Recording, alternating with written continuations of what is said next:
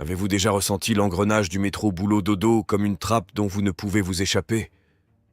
Beaucoup de gens connaissent bien ce sentiment. Chaque jour semble identique, avec les mêmes horaires stricts et un environnement de bureau monotone. Imaginez un bureau typique. Tout est gris, avec le bruit constant des ordinateurs et des lumières. Dans cet espace, vous suivez les règles strictes de l'entreprise, portant des vêtements formels et affichant des sourires même quand vous n'en avez pas envie. Ces règles ne sont pas juste là pour montrer que vous êtes professionnel, mais elles vous empêchent de vraiment être vous-même ou de partager vos idées uniques. En plus de suivre beaucoup de règles compliquées, de remplir des tas de documents et de naviguer dans une structure d'entreprise complexe, vous avez l'impression de n'être qu'une petite partie d'une grande entreprise. Vous devez suivre les instructions et très souvent, vos idées ou propositions sont souvent ignorées. Ce qui est vraiment difficile dans cette routine, c'est que vous n'avez pas beaucoup de contrôle sur votre vie. Votre emploi du temps est déterminé par le travail, ce qui signifie que beaucoup de ce que vous faites, quand vous le faites, et même comment vous vivez, est décidé pour vous. Vous devez suivre des horaires stricts, respecter des délais serrés et être constamment sous la surveillance de vos supérieurs. Puis, il y a ce sentiment de solitude, comme si être assis dans un bureau rempli de petits compartiments vous coupait du reste du monde. Ce sentiment peut s'aggraver quand on vous fait des remarques pour avoir essayé d'adopter des pratiques plus écologiques ou pour avoir mis des écouteurs afin de rendre le travail de séside donné plus supportable. Travailler dans un tel environnement peut vraiment peser sur le moral, provoquant dépression et anxiété. Cela peut vous laisser avec une sensation d'être coincé, insatisfait et à la recherche de quelque chose de mieux. Mais, et si je vous disais qu'il y a une issue? S'il y avait bien une possibilité de sortir de cette routine et prendre le contrôle de votre avenir? C'est de cela que nous allons parler dans cette vidéo. Pour commencer, imaginez que vous ayez plusieurs sources de revenus, vous n'auriez donc pas à dépendre uniquement de votre salaire. Voyons comment rendre cela possible. Une première étape pourrait être de faire des investissements judicieux. Par exemple, investir dans l'immobilier peut vous apporter un revenu régulier grâce au loyer. Ou encore, acheter des actions qui versent des dividendes peut offrir un revenu supplémentaire. Bien sûr, il est crucial de bien se renseigner et de comprendre les risques avant de se lancer. Mais tout cela est vraiment possible. Et en plus de cela, pensez à l'entrepreneuriat.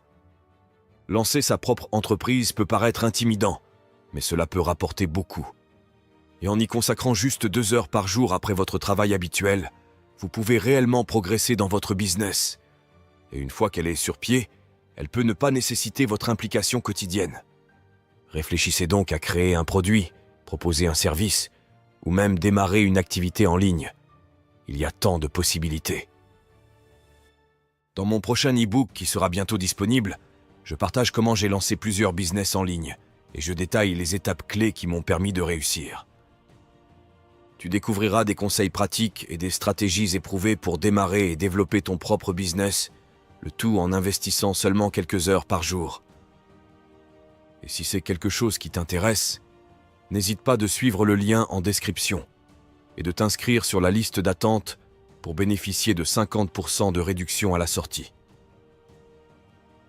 Bien, une autre façon de diversifier ses revenus est l'économie du partage. Des plateformes comme Airbnb, Turo et Etsy vous permettent de monétiser des biens que vous possédez déjà. Vous pourriez louer une chambre dans votre maison, partager votre voiture ou vendre des objets faits main. Ces plateformes facilitent la connexion avec des clients potentiels et la génération d'un revenu supplémentaire.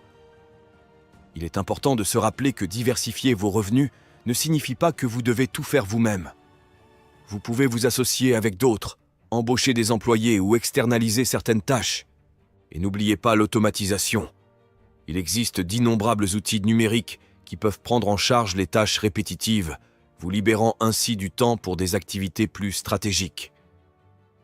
Imaginez pouvoir vous concentrer sur ce qui compte vraiment dans votre travail et avoir plus de temps pour vos activités personnelles. Par exemple, après avoir fait vos calculs, vous découvrez que votre nouveau business vous rapporte 30 € de l'heure. Il serait alors judicieux d'envisager d'embaucher quelqu'un pour nettoyer votre maison à 17 € de l'heure. Ainsi, au lieu de consacrer votre précieux temps à des tâches ménagères, vous pouvez vous concentrer sur votre entreprise, où chaque heure de travail vous rapporte plus. C'est une manière intelligente d'optimiser votre temps et vos finances. En investissant dans des services qui vous coûtent moins cher que ce que votre temps vaut réellement, vous maximisez votre potentiel de gain. Vous pourriez penser que personne ne peut faire le travail aussi bien que vous. C'est une croyance répandue, mais c'est aussi un piège. Cela vous maintient dans les opérations quotidiennes de votre entreprise, vous empêchant de vous concentrer sur la stratégie et la croissance. Déléguer, c'est reconnaître que vous ne pouvez pas tout faire vous-même. C'est comprendre vos forces et vos faiblesses, puis embaucher ou externaliser les tâches qui ne correspondent pas à vos compétences. Par exemple, si vous êtes doué pour le développement de produits, mais que la comptabilité vous pose problème, pourquoi ne pas engager un comptable professionnel? Rappelez-vous, chaque entrepreneur à succès a une équipe derrière lui, que ce soit des employés, des freelancers ou des services externalisés. En déléguant des tâches, vous libérez non seulement votre temps, mais vous bénéficiez également de l'expertise d'autres personnes. Automatiser et déléguer des tâches ne libère pas seulement votre temps. Cela vous rend également plus efficace et peut aider à développer votre entreprise ou vos investissements. Étape 2. Investissez dans votre atout le plus précieux, vous-même. Trop souvent, nous sommes tellement pris par le quotidien que nous oublions d'investir du temps et de l'énergie dans notre croissance personnelle. Pourtant, le développement personnel est un élément clé pour échapper à la routine traditionnelle. Vous savez, le monde change constamment, et si vous n'apprenez pas, vous êtes à la traîne. Alors, comment rester en tête? En adoptant un apprentissage continu. Oui, vous avez bien entendu. L'apprentissage continu ne concerne pas seulement l'acquisition ou l'amélioration de compétences professionnelles. Il s'agit de grandir en tant qu'individu et de devenir plus adaptable, plus polyvalent et plus précieux. Que ce soit apprendre une nouvelle langue, maîtriser une nouvelle technologie ou se renseigner sur des stratégies financières, chaque connaissance acquise contribue à votre croissance personnelle et professionnelle. Et le meilleur dans tout cela, c'est que vous n'êtes pas limité à un travail ou une industrie spécifique. Vous construisez un ensemble de compétences qui peut vous suivre partout où vous allez. Mais le développement personnel ne concerne pas seulement l'apprentissage, il s'agit aussi de se connecter. Dans le monde d'aujourd'hui, extrêmement interconnecté, avoir un réseau solide est plus important que jamais. Le réseautage ne consiste pas juste à se faire des contacts, il s'agit de bâtir des relations. Il s'agit de s'entourer de personnes qui peuvent fournir un soutien, partager des opportunités et offrir des conseils. Rappelez-vous, votre réseau est votre valeur nette. Il peut ouvrir des portes vers des opportunités que vous n'auriez peut-être pas trouvées par vous-même. Et ces opportunités pourraient être les pierres angulaires de votre indépendance par rapport au cadre de travail traditionnel. Alors commencez dès aujourd'hui. Lisez un livre, participez à un webinaire, assistez à un événement de réseautage. Investissez en vous-même, car en fin de compte, vous êtes votre plus grand atout. Ne sous-estimez jamais le pouvoir du développement personnel et d'un réseau solide. Après tout, ce sont les outils qui peuvent vous aider à construire la vie dont vous avez toujours rêvé, libérer des contraintes d'un emploi. Étape 3. Vivre en dessous de vos moyens et adopter le minimalisme. Imaginez ceci. Vous ne courez pas constamment après le prochain salaire. Vous ne convoitez pas toujours le dernier gadget à la mode. À la place, votre vie est remplie de ce qui compte vraiment pour vous et vous n'êtes pas encombré par le désordre, physique ou financier. C'est la liberté qu'apporte le minimalisme et une gestion financière intelligente. Alors, comment commencer à vivre en dessous de nos moyens? C'est assez simple. Commencez par suivre vos dépenses pour comprendre où va votre argent. Une fois que vous savez cela, créez un budget qui donne la priorité aux besoins plutôt qu'aux envies. Il ne s'agit pas de vous priver, mais de prendre des décisions conscientes sur l'endroit où va votre argent durement gagné. Ensuite, économisez la différence. L'argent que vous économisez en n'achetant pas le dernier téléphone ou en sortant moins souvent peut être investi dans des actifs qui génèrent un revenu passif. Avant que vous ne le sachiez, votre argent travaille pour vous, et non l'inverse. Maintenant, parlons de minimalisme. Ce n'est pas juste avoir moins de choses, c'est faire de la place pour ceux qui comptent vraiment. c'est laisser partir ce qui n'ajoute pas de valeur à notre vie et se concentrer sur ceux qui en ajoutent. Lorsque vous adoptez un mode de vie minimaliste, vous trouvez souvent que vous avez besoin de moins d'argent pour être heureux.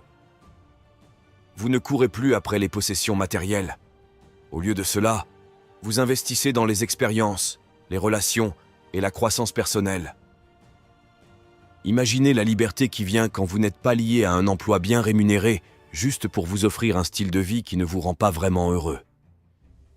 Imaginez avoir l'indépendance financière pour poursuivre vos passions, prendre des risques, vivre selon vos propres termes. Rappelez-vous, il ne s'agit pas de combien vous gagnez, mais de combien vous économisez et comment vous dépensez. Il s'agit de choisir la qualité plutôt que la quantité, les expériences plutôt que les possessions, et en fin de compte, la liberté plutôt que le confort. Le minimalisme et une bonne gestion financière peuvent être votre passeport pour l'indépendance financière.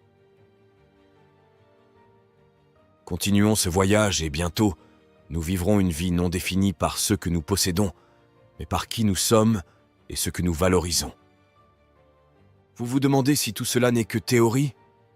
Laissez-moi vous partager quelques exemples réels. Prenons l'histoire de Sarah. Elle était autrefois coincée dans un emploi de bureau, affrontant les mêmes frustrations et mécontentements que beaucoup d'entre nous. Mais Sarah a décidé de changer. Elle a diversifié ses sources de revenus en investissant dans des actions versant des dividendes et en louant sa chambre d'amis sur Airbnb. Elle a démarré une petite entreprise en ligne vendant des objets artisanaux qui, avec le temps, nécessitaient moins de gestion quotidienne car elle automatisait et déléguait des tâches. Elle s'est constamment éduquée sur la finance personnelle et les nouvelles opportunités d'investissement.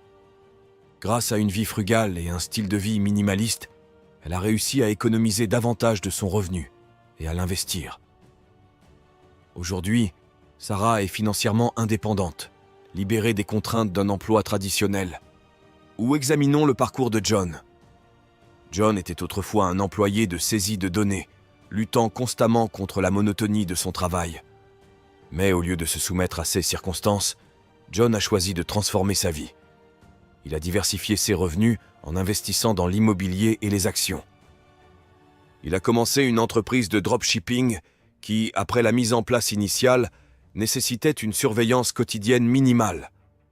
Il a utilisé des outils numériques pour automatiser des tâches répétitives et embaucher un assistant virtuel pour le travail administratif.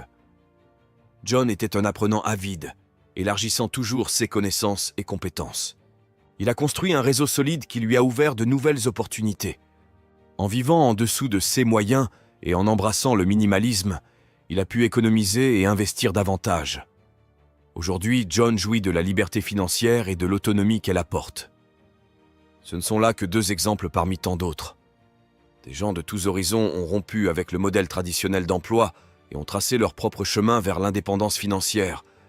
Ils ont diversifié leurs revenus, automatisé et délégué des tâches, se sont engagés dans un apprentissage continu, ont construit des réseaux solides et ont adopté la frugalité et le minimalisme. Souvenez-vous, s'ils ont pu le faire, vous le pouvez aussi. Atteindre l'indépendance financière est possible, et les bénéfices sont immenses. C'est la liberté face au mécontentement, c'est l'autonomie de contrôler votre temps, c'est la tranquillité d'esprit. Voilà quelques clés pour vous permettre de sortir de votre routine. C'est donc à vous de commencer votre voyage aujourd'hui. Merci d'avoir regardé. N'oubliez pas de vous inscrire sur la liste d'attente de notre prochain e-book pour bénéficier de 50% de réduction à la sortie. À bientôt.